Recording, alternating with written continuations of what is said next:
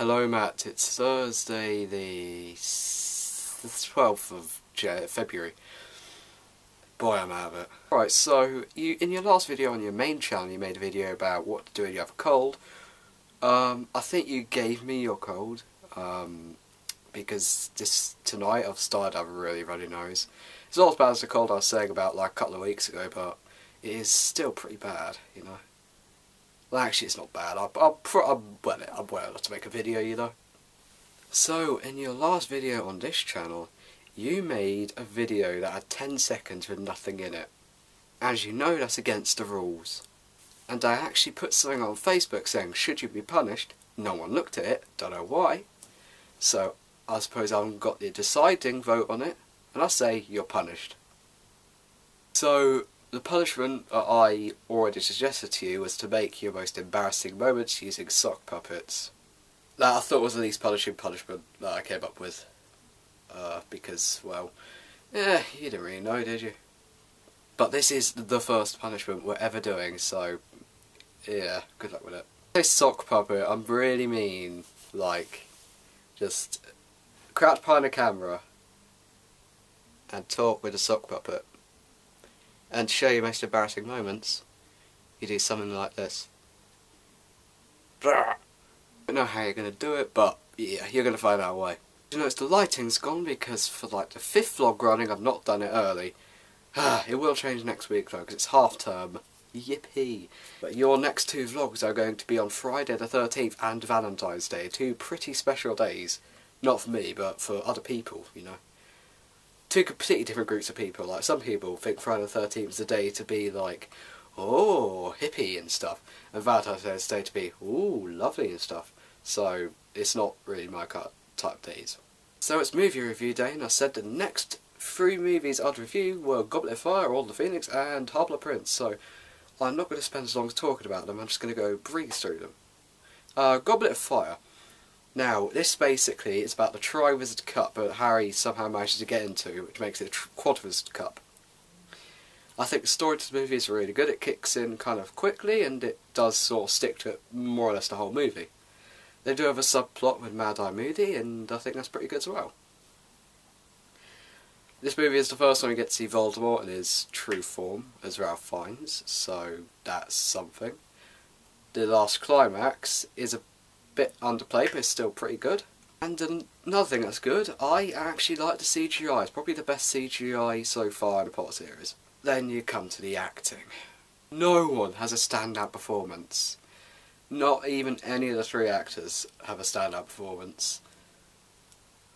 I mean, heck, David Tennant is in this movie, and I think he's in, but he's not doing anything. Doctor Who is in a Harry Potter movie. And like, the acting isn't really memorable.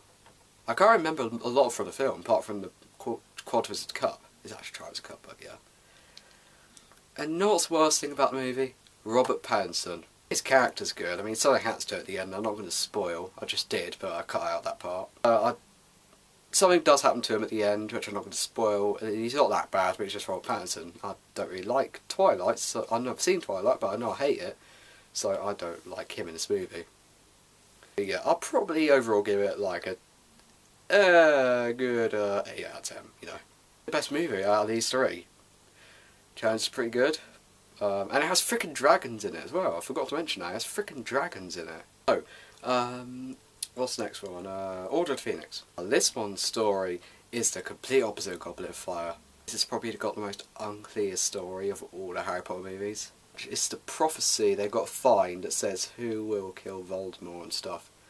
And only Harry can read it, so you need to get Harry to the Ministry of Magic so he can read it, and then all sorts of stuff happens. I don't know, the main story in my opinion is Dolores Umbridge as a total misdone. Well, not very misdone, more like a Mr. Grantham gone misdone. Dolores Umbridge is a Highline movie. She is just so evil and so, like, you hate her so much you just end up loving her. So the story doesn't kick in. I find it confusing, and the end climax is pretty good, but that's pretty much the exact same as Philosopher's Stone. The story doesn't kick in immediately. It's pretty hard to follow, but the climax is amazing. And Monsters Inc. A lot of movies have this kind of premise where the story is difficult to follow, but the climax is really exciting. I do like how in Order of the Phoenix most of the characters come back, like characters that you saw in previous movies, they're now back, so like Lupin's back in it, Sirius Black is back in it, Black is back. The performances are memorable enough. The three leads are okay. I think Daniel Radcliffe he has a lot more drama in this movie. This is probably when things start to go really downhill. Order of the Phoenix. There's nothing standout in Order of the Phoenix. I'll probably say it is. I won't give it a worst rating, but I will say it's a 6 out of 10. Oh no, Half-Blood Prince. Oh. I know this is a book, and books aren't supposed to have action in them all the time, but the movie, it just doesn't have anything in it. You see, Half-Blood Prince is about 5 important scenes in the whole movie that actually feed into the next movies.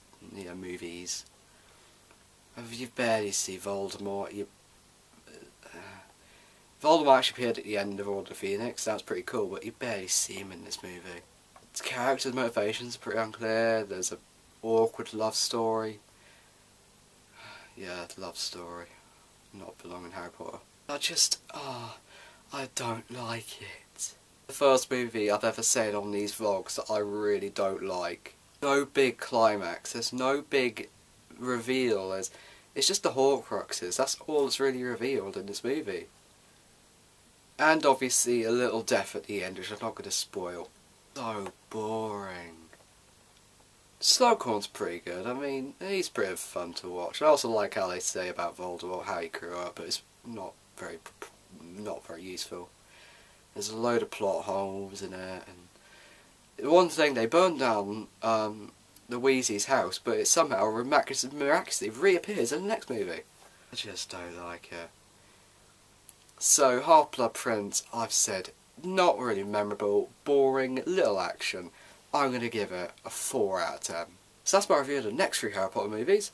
Next week's going to be Deathly Hallows Part 1 and 2, and my little theory on what they introduced in every Harry Potter movie that could have made things either simpler or harder later on that didn't need to be added. So that should be a bit of fun. So Matt, I would like to see you punished on Saturday, not Friday, Saturday, because I want you to think about the embarrassing moments tomorrow. Your punishment is the conversation follower, so I'm not punished. My next vlog's on Sunday, which I'm actually not sure how I'm going to get out, in all fairness. Like, I've got to pick up my nan from Bournemouth. That'll take a lot of the day, so I don't know what I'm going to do for Sunday. So this is probably going to be my first vlog where I probably miss. See you tomorrow in real life vlog form, and I will see you, and you will see me on Sunday, Matt.